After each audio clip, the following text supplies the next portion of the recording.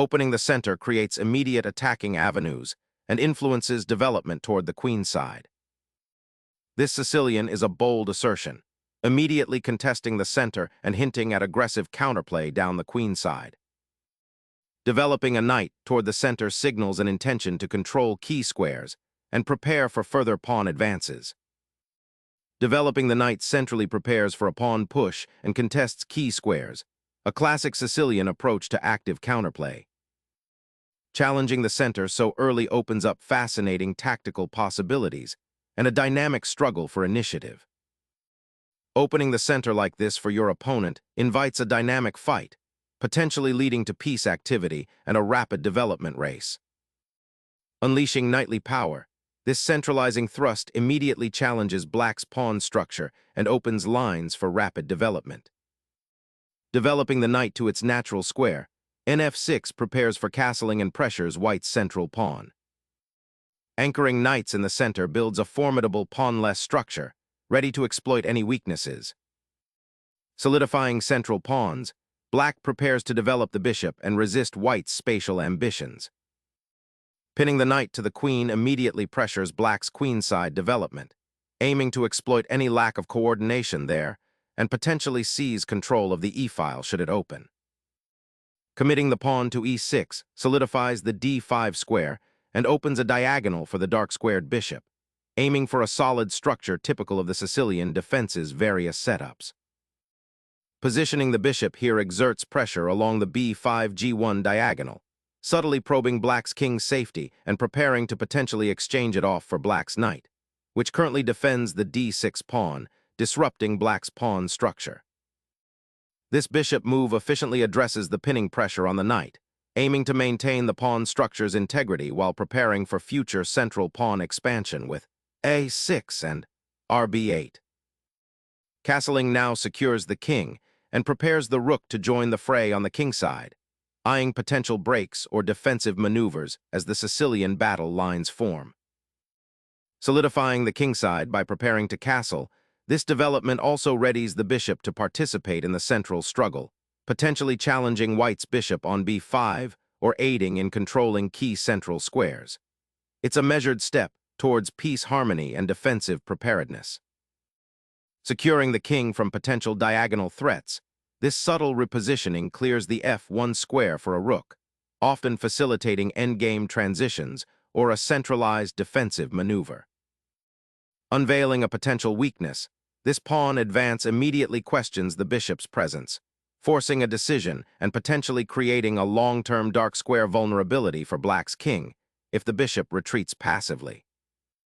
Securing the bishop's retreat preserves its pressure and allows for potential future pawn pushes on the kingside, a subtle yet important preparatory maneuver. Forcing the bishop to decide its fate immediately probes white's queenside ambitions. Does it retreat, or does the game transition into a more tactical skirmish where piece activity becomes paramount?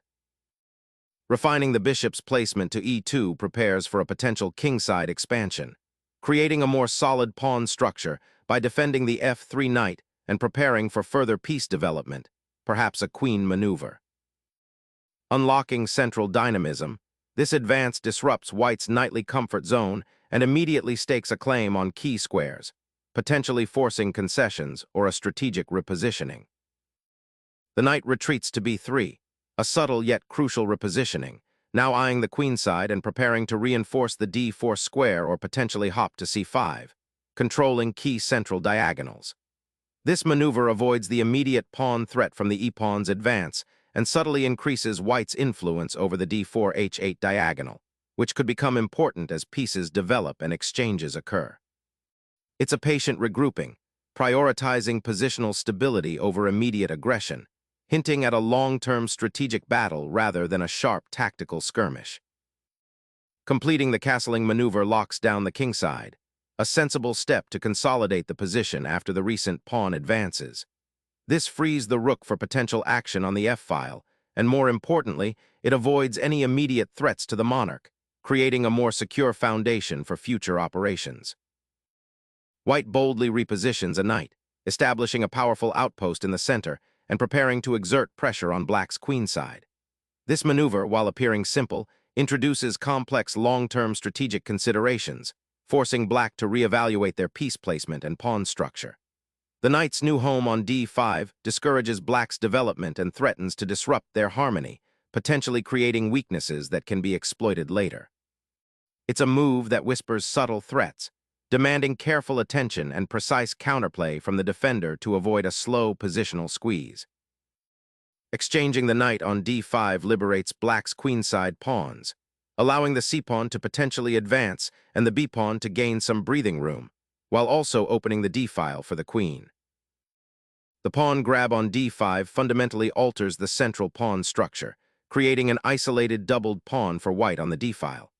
This opening up of lines, particularly the e-file, now gives black's pieces more scope and potentially targets the weakened kingside. White gains a pawn majority in the center but sacrifices pawn mobility and potentially opens a diagonal for black's queen if they can position it effectively. The move invites black to consider exploiting the open lines and the slightly awkward placement of white's knight on b3. A bold foray for the knight, aiming to disrupt white's pawn structure and perhaps find opportunities on the queenside. This move introduces immediate queenside tension, forcing white to consider their next reaction carefully as the knight seeks active squares. Repositioning the knight to d2 aims to solidify the center and prepare for a potential queenside expansion, creating a more robust pawn structure while keeping the knight flexible for deployment to c4 or b3. Embarking on a wing assault now, black aims to leverage the initiative on the queenside, potentially creating an outpost for their pieces or disrupting white's pawn structure. This ambitious pawn push signals a desire to contest space and develop counterplay, but it also weakens the pawn chain and opens lines that white might exploit. It's a bold statement of intent, gambling on the potential for queenside activity to outweigh the inherent risks of advancing so far. Opening a vital diagonal for the queen's bishop and challenging black's queenside expansion, this pawn thrust simultaneously secures white's d5 pawn while aiming to restrict the enemy knight's scope on the queenside. Stepping the knight back to b7 creates a flexible outpost for it, avoiding immediate confrontation and allowing it to potentially rejoin the queenside struggle via c5 or d8. Shattering the pawn chain and embracing the queenside expansion, 17. c4 injects dynamism into the position, aiming to pry open lines for white's pieces. Unleashing the f-pawn signals a bold attempt to seize central initiative, disrupting white's carefully constructed pawn chain and creating new avenues for counterplay, though it does leave the king's defenses potentially exposed to future pawn pushes. Initiating the f-pawn advance signals white's intent to bolster the king's defenses and potentially launch a kingside pawn storm, but it simultaneously creates a structural weakness on the kingside light squares that black might exploit later if white isn't careful. Black's bishop now eyes white's weak kingside structure, potentially creating a diagonal threat and disrupting white's pawn formation after it relocates, forcing white to consider its next defensive adjustments. Targeting the queenside pawn structure, this maneuver intends to exploit black's slightly passive development by initiating play on the b-file and potentially creating weaknesses on the c-pawn. Consider how this proactive stance contrasts with black's recent pawn advances, which, while expanding, also leave certain squares vulnerable. The queen's relocation opens up possibilities for an e-pawn push or a bishop redeployment in the near future, depending on black's reaction. Initiating a favorable trade, black voluntarily relinquishes their most active bishop for white's less influential knight on f3, aiming to improve their piece coordination and potentially open lines for their own queenside expansion. The queen's repositioning to e3 aims to regain central influence and directly target black's d6 pawn, creating immediate pressure. A daring thrust, sacrificing pawn structure for initiative, aiming to rip open lines towards the white king, though it leaves the d5 square critically weak and potentially isolates the queenside. Unleashing an immediate pawn storm on the kingside, this audacious gambit aims to disrupt black's harmony and expose their monarch. White is betting heavily on the ensuing chaos, hoping to generate attacking chances at the cost of a slightly compromised pawn structure. It's a bold decision, prioritizing aggression over a more measured positional buildup, and the consequences will quickly become apparent as black seeks to exploit the open lines that will inevitably arise. Liberating the bishop from its pawn chain with this capture immediately opens the e-file, a crucial pathway for your queen and rook to potentially infiltrate white's position. Consider how this immediate action forces white to react defensively, potentially disrupting their planned central control and creating opportunities for counterplay on the kingside as well. The pawn structure now becomes dynamically imbalanced. The queen's audacious leap to b6 immediately targets the weakened queenside pawns and creates a new axis of attack against black's king, disrupting any comfortable development. Finally, black addresses the growing pressure on the queenside, aiming to dislodge white's well-placed knight and reclaim some dynamic equality. Seizing the a6 pawn, this audacious grab opens up new avenues, but it comes at the cost of weakening white's own queenside pawn structure and potentially leaving the king slightly exposed. Black's knight on a5 suddenly feels much more potent, eyeing squares like c4 and b3, while the f5 pawn push now looks even more threatening as it starts to control central space and potentially open lines for black's pieces. It's a bold, aggressive statement, shifting the game's dynamic from a positional tussle to a sharper, more tactical battleground where precise calculation will be paramount for both sides.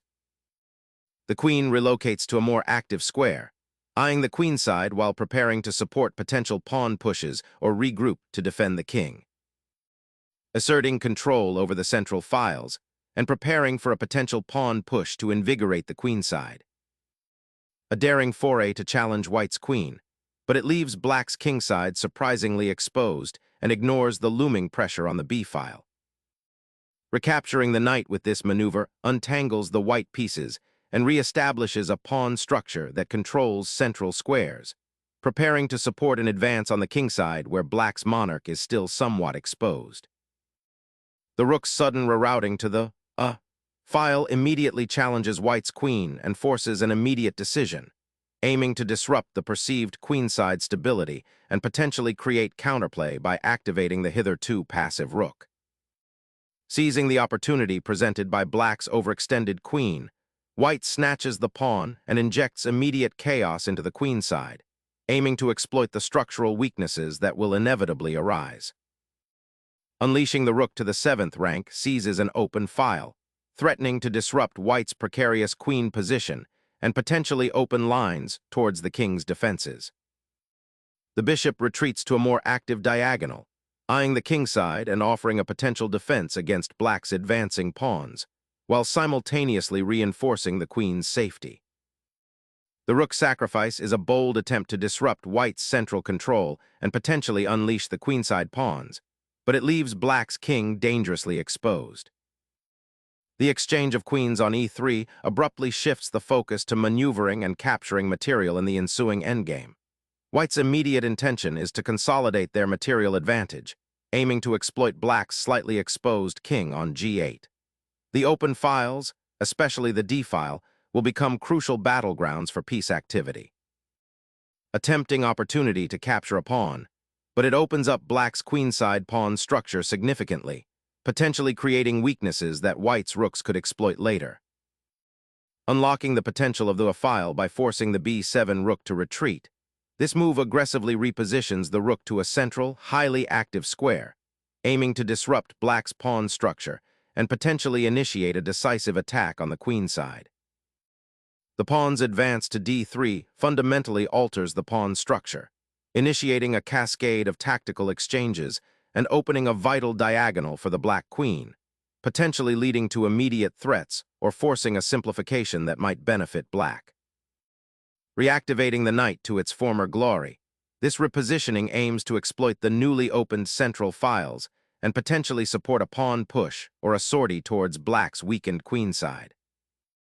Activating the rook on the 7th rank now promises to disrupt white's coordinated pieces and reclaim material lost earlier, potentially leading to a more dynamic pawn structure. The rook finally consolidates control over the open file, now tasked with supporting the knight's infiltration towards black's weakened kingside. Bringing the king into play here, a bold decision to activate this most important piece as the material balance shifts. The center is clearing, and the king's defensive obligations are diminishing, paving the way for an active role in the ensuing exchanges. The knight's repositioning to d3 injects new life into white's attack, aiming to exploit the weakened kingside structure black has inadvertently allowed by advancing the pawns. This centralized knight now eyes key squares, particularly e5, and prepares for potential breakthroughs, while also reinforcing the defense of white's own king should the position open up further. Bringing the bishop back to a more active diagonal, this piece now eyes the b7 pawn and attempts to restrict white's knight. The rook's redeployment to the d-file aims to establish immediate pressure on black's somewhat exposed d3 pawn, potentially forcing a concession or freeing up the knight for more active squares. Sacrificing the bishop here fundamentally alters the pawn structure, creating a passed pawn for white on the d-file and opening lines for white's rooks. This exchange, while simplifying, pushes black towards a challenging endgame where white's centralized king and active rook will likely prove decisive. The rook's redeployment to the central file initiates a fascinating endgame where pawn structure dictates the flow. White's doubled pawns on the d-file, while seemingly weak, create opportunities for future piece activity and potential breakthroughs, forcing black to carefully consider each pawn push to avoid creating irreparable weaknesses themselves. Reclaiming the material imbalance, the rook's return to the second rank immediately challenges white's central pawn structure, aiming to exploit the weakened d-file and potentially disrupt any lingering coordination of white's remaining pieces. Reasserting control of the d-file is crucial, aiming to neutralize black's bishop pair and create potential outpost opportunities for white's pieces. The rook now aggressively pierces the kingside, challenging white's slightly exposed monarch and aiming to exploit the open file created by the exchange of minor pieces. The rook's redeployment to the d-file initiates a patient reevaluation, aiming to bolster the central pawn structure and potentially prepare for a rook lift into the enemy's weakened queenside. Embracing the initiative, black seeks to activate the kingside and potentially create threats against white's weakened pawn structure, a bold maneuver aiming to exploit the slightly awkward placement of white's rook on the d-file. Initiating a decisive pawn storm on the kingside, white opens critical lines to exploit black's slightly exposed monarch. Bringing the king closer to the action, intending to participate in the pawn-pushing drama and support potential advances on the kingside. Preserving the king's safety amidst the unfolding endgame chaos is paramount, as the monarch now ventures slightly from its protective pawn shield and the opponent's pieces remain actively poised. Navigating toward the queenside, black's monarch, embracing its newfound mobility, seeks to evade the looming threats and potentially participate in the pawn skirmish near the center.